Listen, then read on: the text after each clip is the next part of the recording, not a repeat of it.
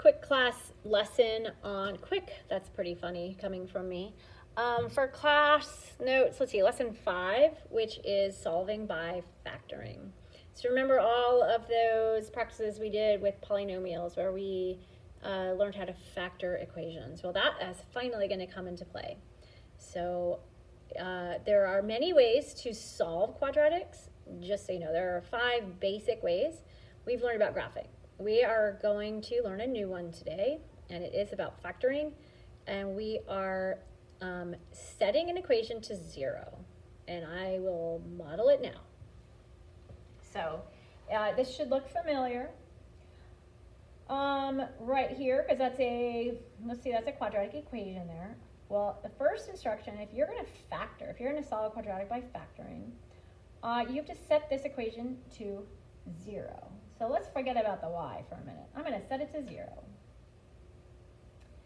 So let's do it. With this given equation, let's make it equal to 0.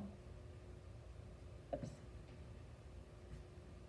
So x squared plus 3x minus 10 equals 0. That's setting it to 0. Now it says to factor the left side. Well, first of all, I have to factor this whole thing, right?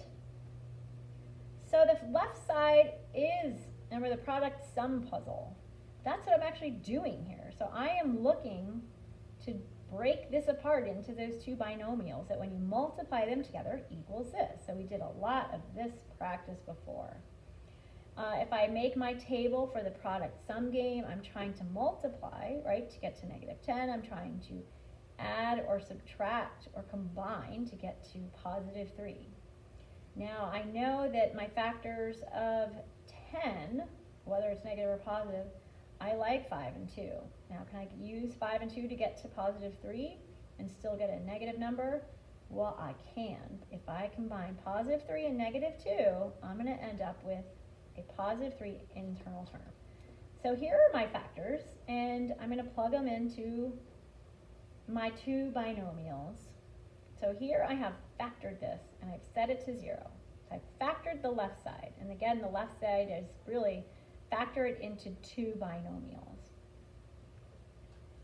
Now it says to set each factor equal to 0 and solve for x. Okay, well, let's go ahead and break this apart now. So I should have now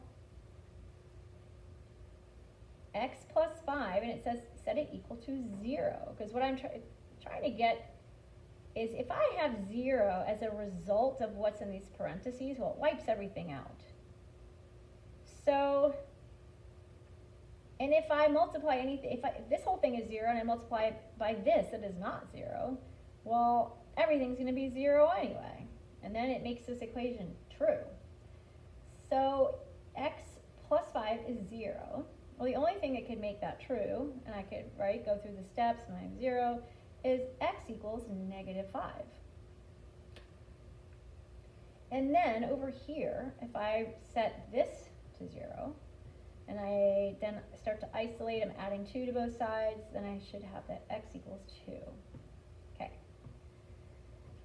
Then I can write this answer. We have braces here, so that we're looking for a set of numbers. So I'm writing my answer in these braces, kind of like the ones you wear on your teeth.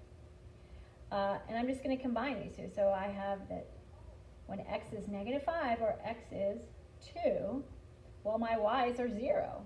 These are the solutions. I'll do one more. So it looks like it's already set to 0. So now I can now I need to do the product sum game, because I want 2 binomials. I'm going to set it to 0. So putting it into its 2 factors. And I know something about 3 times 1, and I know that's 4. So I think that's going to work. So if I add x plus 3 in one side and x plus 1 in the other, I think I have factored it effectively.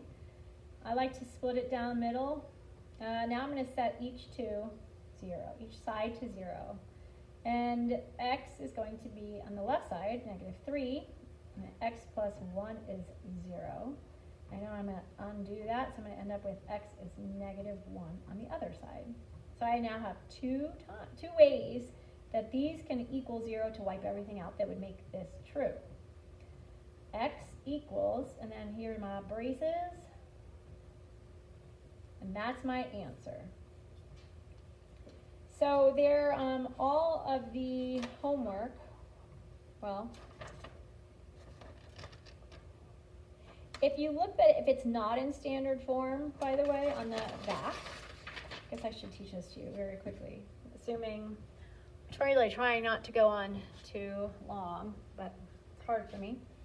Sometimes you're not going to see, though, equations that are in standard form. So you're going to have to be a little creative. You're going to have to move some stuff around.